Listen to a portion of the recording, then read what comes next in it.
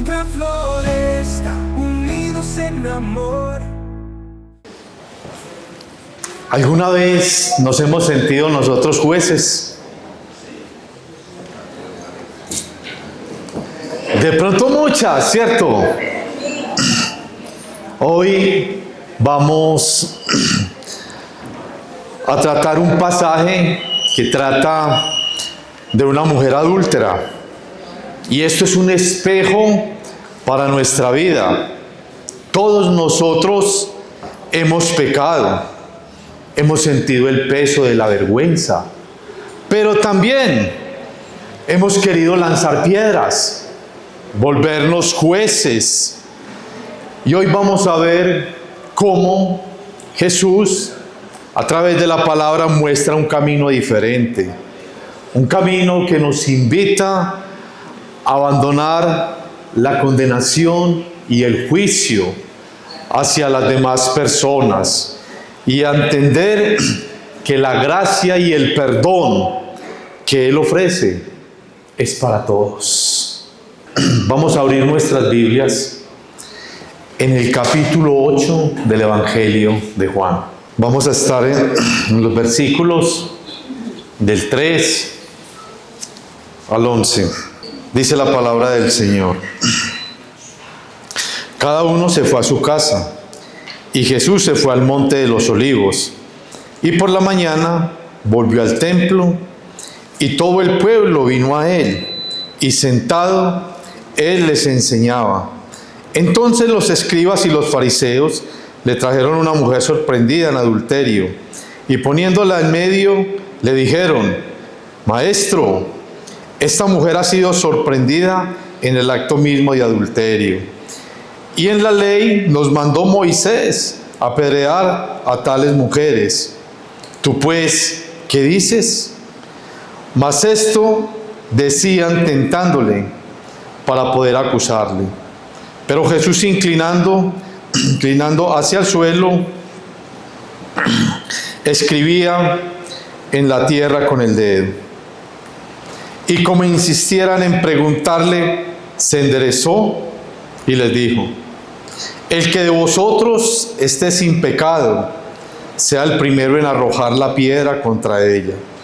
E inclinándose de nuevo hacia el suelo, siguió escribiendo en tierra. Pero ellos, uno a uno, comenzaron desde los más viejos hasta los postreros, y quedó solo Jesús y la mujer que estaba con él. Enderezándose Jesús, y no viendo a nadie sino a la mujer, le dijo: Mujer, ¿dónde están los que te acusaban? ¿Ninguno te condenó? Ella dijo: Ninguno, Señor. Entonces Jesús le dijo: Ni yo te condeno. Vete y no peques más. Un episodio donde los religiosos querían tentar a Jesús y donde vamos a ver Jesús cómo sabiamente pudo no caer en la trampa que ellos tenían para él. Y hoy vamos a hablar de un encuentro con la gracia. Nosotros ya tuvimos ese encuentro hace tiempo, cuando el Señor, por su misericordia, nos alcanzó. Y seguimos recibiendo favores de Él. Seguimos recibiendo de su amor. Y esta enseñanza la vamos a ver en 3 ítems. Y ese encuentro con la gracia, primero vamos a ver cómo la gracia expone la envidia. Y vamos a volver a leer los versículos del 3 al 6, donde dice: Entonces los escribas y los fariseos le trajeron una mujer sorprendida en adulterio, y poniéndola en medio le dijeron: Maestro, esta mujer ha sido sorprendida en el acto mismo de adulterio. Y en la ley nos mandó Moisés a apedrear a tales mujeres. ¿Tú pues qué dices? Mas esto decían tentándole para poder acusarle. Pero Jesús, inclinado hacia el suelo, escribía en la tierra con el dedo. Acá vemos estos hombres que se creían muy justos, porque llegaron delante del Señor para exhibir la ley de Moisés. Pero realmente estos hombres, estos escribas y fariseos, estaban llenos de celos por la popularidad de Jesús y utilizaron el pecado de la mujer para ponerlo a prueba. Hay que tener mucho cuidado con guardar nuestro corazón, porque la envidia saca lo bajo del ser humano, por ese deseo incontrolable de alcanzar lo que queremos, lo que otro tiene, a cualquier costo, como sucedía con estos religiosos, que ellos le presentaron a Jesús esta mujer sorprendida en adulterio, pero solo para tentarlo, no porque amaran la ley de Moisés. Hicieron con esta mujer un escarnio público, pero todo esto amparado en sus corazones, en sus anhelos malsanos. Por eso el libro de Proverbios, en el capítulo 4, versículo 23, nos dice: sobre toda cosa guardada, guarda tu corazón, porque de él mana la vida. ¿Qué significa esto? Que debemos de guardar nuestros pensamientos, nuestros deseos, nuestros sentimientos, porque todo esto realmente refleja qué es lo que nosotros tenemos en nuestro corazón. La envidia es una de las obras pecaminosas de la carne, escrita en Gálatas 5:21, donde todo esto nos lleva ¿a qué? A estar en pecado, a perder la comunión, no solo con Dios, sino con los demás. Y esto nos vuelve jueces implacables, como lo vemos en esta porción de la Escritura. Los primeros versículos nos muestran que Jesús se encontraba en el templo enseñando. Al finalizar el día anterior, se fue al Monte de los Olivos, como lo dice. Luego regresó al templo a enseñar ¿qué? La ley. Él no enseñaba algo diferente. Pero estos religiosos que ardían de envidia por la popularidad de Jesús y no habían podido encontrar manera de apresarlo, porque ya lo habían intentado, lo dice el capítulo anterior, en la fiesta de los tabernáculos, donde mandaron alguaciles, pero estos llegaron diciendo: es que ningún hombre ha hablado como este. Ya la gente empezaba a creer que él era el Mesías, y ellos fracasaron en ese intento de prenderlo. Y entonces, ¿a qué le apuntaron ahora? A desacreditarlo. Y aquí vemos que la mala intención de estos religiosos los llevó a utilizar la ley de Dios para justificar su pregunta. Cuando le dice: ¿tú pues qué dices? Ellos vienen con la ley. Maestro, hemos sorprendido esta mujer en el acto de adulterio. Y la ley de Moisés dice que a tales hay que apedrearlas. Pero si nosotros nos vamos para el libro de Levítico, el capítulo 20, versículo 10, dice: si un hombre cometiere adulterio con la mujer de su prójimo, el adúltero y la adúltera indefectiblemente serán muertos.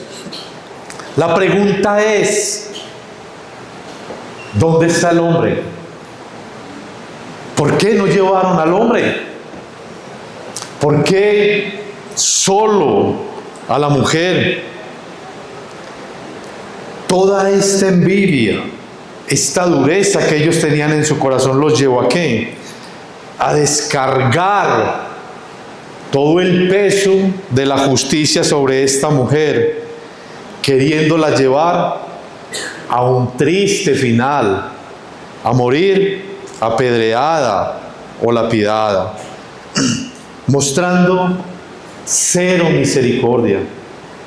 Pero como les decía, la intención que ellos tenían no era hacer cumplir la ley, porque ya en este tiempo la ley de Moisés ni se cumplía a cabalidad. Ellos estaban gobernados por los romanos. Solo estaban enceguecidos por la popularidad de Jesús, porque todo esto les estaba restando a ellos seguidores. Y acá esto nos deja a nosotros como iglesia una enseñanza muy práctica, porque debemos de cuidarnos de no actuar como actuaron estos hombres, sin misericordia. Mire, ninguno de nosotros está exento de pecar, y todos lo hemos hecho en momentos y aún visibles. Y muchas veces nuestros dedos señalan, nos convertimos nosotros en jueces. Y el Señor nos llama a que en vez de juzgarlos, les ayudemos, los guiemos, para que puedan llegar al arrepentimiento, a restaurar su relación con el Señor. Nosotros estamos para extender la mano y levantar al caído. Nosotros debemos de tratar a los demás como queremos ser tratados, porque acá ninguno es mejor que el otro. Todos nosotros somos beneficiados con la gracia que el Señor nos da cada día.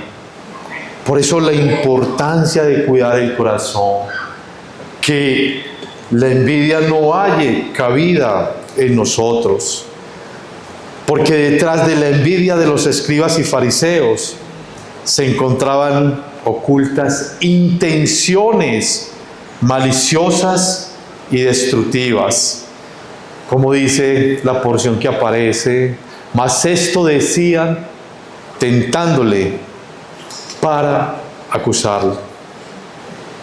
Qué vergonzoso la manera que ellos utilizaron, ¿cierto? Exponer el pecado de alguien públicamente, hablando de hacer cumplir la ley. Mire, estábamos en un contexto histórico y ellos lo sabían muy bien. Los judíos no tenían la potestad para hacer que alguien perdiera la vida. Esa potestad solo la tenían los romanos. Ellos no podían matar a la mujer lapidándola. Ellos solo querían buscar la caída de Jesús, y todo por la envidia. Y pensaban que con esto que le dijeron a Jesús habían encontrado la excusa perfecta. Porque si analizamos esta porción, Jesús estaba en un dilema. Es decir, ¿se perdona o la pídenla? Esto es como si nosotros nos sentamos con alguien y le decimos, vamos a tirar esta moneda hacia arriba. Con caras gano yo y con sello pierde usted. O sea, el que la lanza no tiene pierde. Porque sea como caiga va a ganar. Entonces quizás ellos pensaron, esta fue la oportunidad donde él no tiene salida. Porque si Jesús hubiese dicho, bueno, cumplamos la ley, la pídenla, iba a ser desacreditado. ¿Por qué? Su enseñanza se centraba en la misericordia, la compasión por los pecadores. Y esta mujer fue sorprendida en el acto mismo de adulterio. Y al contrario, si decía, perdónenla, entonces le iban a decir, no estás permitiendo que se cumpla la ley de Moisés. Ellos pensaban que era el momento donde estaba atrapado y se equivocaron grandemente. Juan 1:17 dice, la ley fue dada por medio de Moisés, pero la gracia y la verdad nos han llegado por medio de Jesucristo.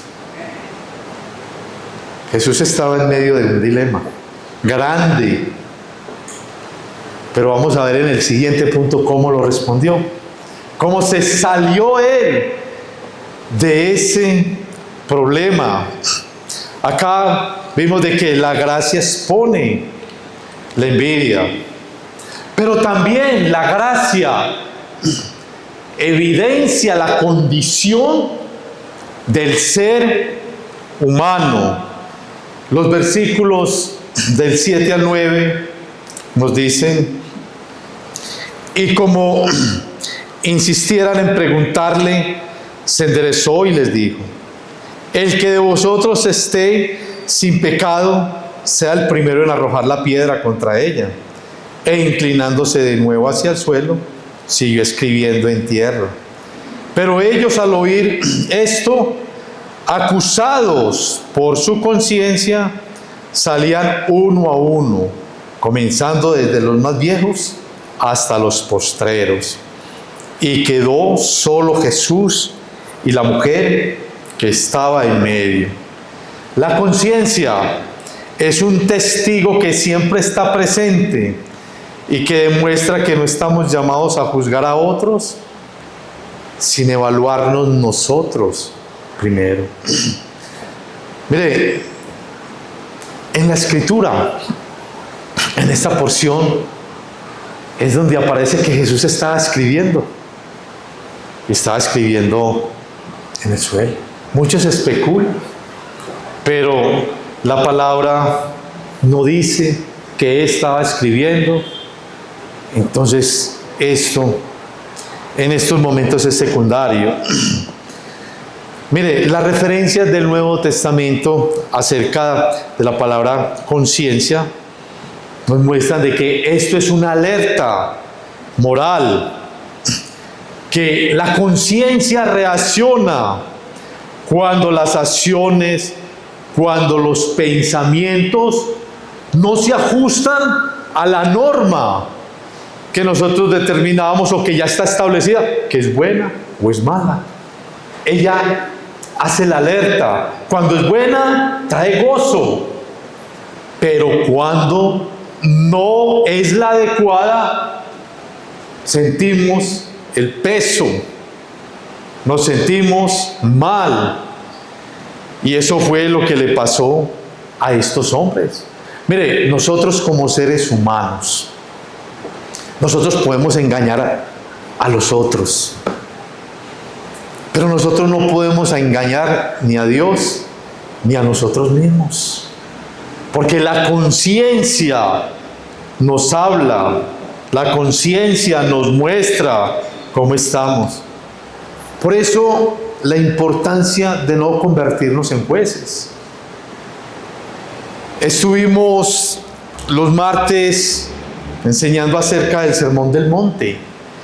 En el capítulo 7, en el versículo 51 nos enseña que antes de juzgar a alguien, debemos primero de nosotros quitarnos esa viga tan grande que tenemos en nuestro ojo, que nos impide ver con claridad la paja que hay en el ojo del hermano, para poder ayudarle a que se retire. Jesús evidencia que para juzgar a una persona son igual de importantes la responsabilidad del acusado como la inocencia de quien acusa. Por eso Él les dice: el que de vosotros esté sin pecado, sea el primero en arrojar la piedra. O sea, esto es una respuesta magistral, donde vinieron a tentarlo, vinieron a buscar la forma de acusarlo. Y lo que pasó fue que cada uno le tocó retirarse, porque su conciencia los condenaba, porque la inclinación del ser humano es al pecado y no estamos exentos. Por eso la importancia de no sentirnos jueces de nadie. Jesús era el único que tenía la potestad de juzgar a esa mujer, porque era el único que no había pecado y ha sido el único sobre la tierra que no pecó. Por eso nosotros hemos alcanzado salvación y misericordia, porque el que nunca pecó, por nosotros se hizo pecado, cargó nuestras culpas. Y Juan 3:17 nos enseña: porque no envió Dios a su Hijo al mundo para condenar al mundo, sino para que el mundo sea salvo por Él. Yo pregunto, ¿cómo te sientes en este momento? ¿Que has alcanzado misericordia? Que Jesús no vino como esos fariseos, sino que extendió la gracia, la misericordia sobre nuestras vidas. Esto nos da seguridad, nos da confianza, nos da gozo, nos da las fuerzas para seguir avanzando. Pero también nos enseña a ser cuidadosos, que así como los hermanos pecan, quizás yo peco más que ellos, y yo necesito que me traten con misericordia. Entonces debemos de ser misericordiosos. Por eso, antes de actuar como los escribas y como los fariseos, nosotros debemos de mirarnos en el espejo de la palabra de Dios, que nos va a mostrar cuál es nuestra condición. Y eso nos va a enseñar que no somos mejores que los demás. Como les decía ahora, eso nos va a enseñar que disfrutamos de la gracia que el Señor nos otorga día tras día. En medio de corazones endurecidos, la conciencia se hace escuchar. Las personas que iban a lapidar a la mujer empezaron a retirarse del lugar, iniciando por los más adultos y finalizando por los más jóvenes.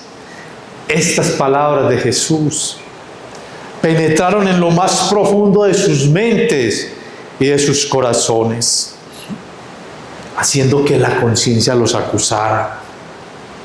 Y no les quedó más de otra que soltar las piedras y retirarse.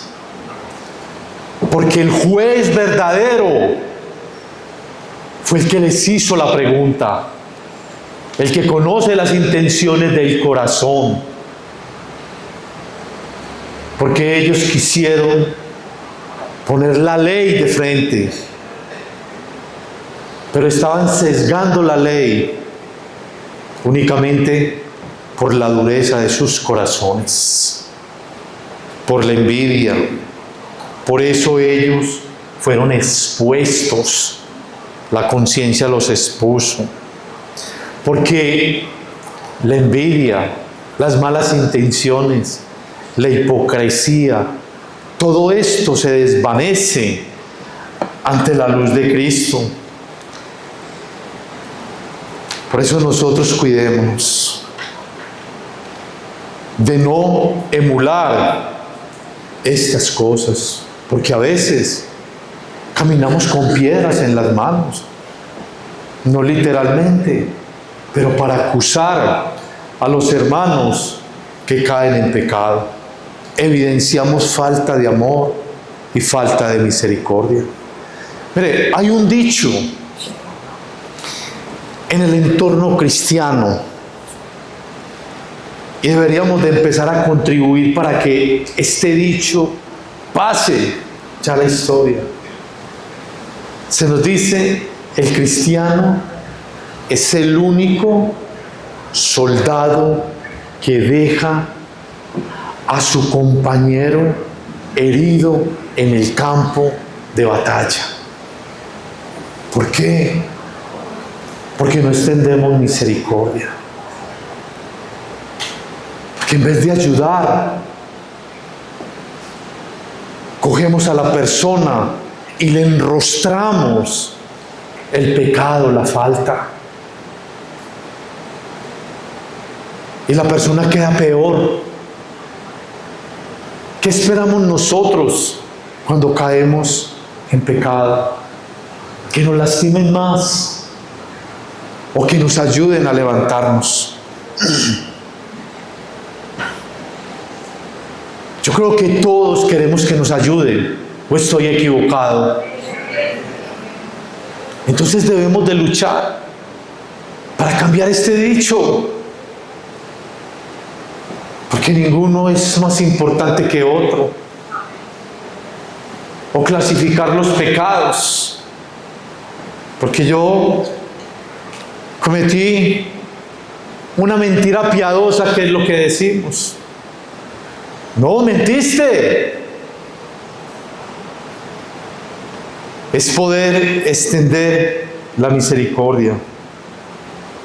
Hablamos mucho de misericordia y como cristianos es una palabra que nosotros tenemos en nuestros labios. Pero ¿practicamos la misericordia? ¿Extendemos esa misericordia al que ha caído? Debemos de mirar de que la gracia que el Señor da muestra nuestra condición. Y acá tenemos un ejemplo muy claro para no emular.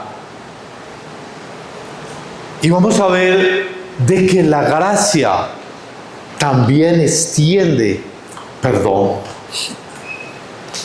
Los versículos 10 y 11 dice: enderezándose Jesús y no viendo a nadie sino a la mujer, le dijo: mujer, ¿dónde están los que te acusaban? Ninguno te condenó.